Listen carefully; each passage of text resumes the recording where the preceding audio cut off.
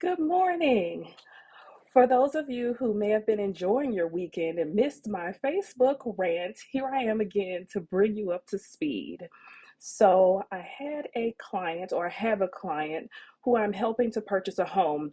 And as we were going through the documentation, we found some very uh, interesting language around who was allowed to purchase homes. And briefly, it basically said that only wholly Caucasians can live here and purchase homes and lease homes and sublease homes and all the like own lots, just the whole deal. Or non-Caucasians could live there as servants, and that was acceptable to the law. Now, these laws are not new. This is in an indenture, which is somewhat like a bylaw of the subdivision. So obviously, it can't be enforced. The Fair Housing Act, which was released in 1968, as well as the Civil Rights Act of 1968, both make this action illegal. And I've heard a lot of feedback since I've had this post up, and some individuals have acknowledged the racism is real as F. Yeah. Others have reminded me that this is not enforceable. And I get that, but I guess I would like wonder, how would you feel if you're going through a house buying process, which is supposed to be fantastic, and you read some information that basically says that we don't want your kind here? It's not a good feeling. And it's illegal. And that's why I'm having some concerns. So here's my question. I know that there are a lot of different individuals and groups out there fighting these racists, and let's not stop at race, because I saw one that said something about how there can only be a certain number of family members and non-family members living in a home, which, I don't know why they're regulating who can live in a home outside of the occupancy requirements, but I digress.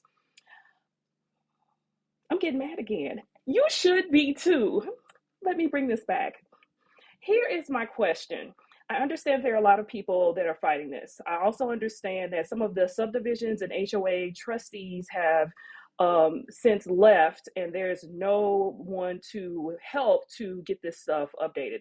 I also understand that some of this language is embedded in deeds, so this makes this a more complex issue, and I get that. I guess I'm curious as to why this is a something that's like taking so long to eradicate.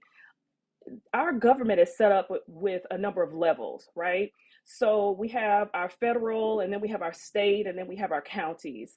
And I'm just curious as to why the state level or the county level doesn't have some type of law that states that if this subdivision or whatever underneath it does something illegal, then they can easily change that or override that and make it so that that language is no longer valid, included, and maybe even just completely override the law and rewrite it themselves at the higher level. It feels like the higher levels should have this authority. They should be able to say, you know what, subdivision, you out of line right here. Or in this case, this law was, or this indenture was dated February 20 something of 1940. So clearly it's just out of date. But it just feels like this shouldn't be such a hard issue. So I want everyone to share this post, share this information. Someone make this plain for me. And if I am graced by the presence of one of our members of the legislature, could you explain how we're letting these subdivisions punk us? Because that's what's happening. The subdivision is basically saying, forget the federal law.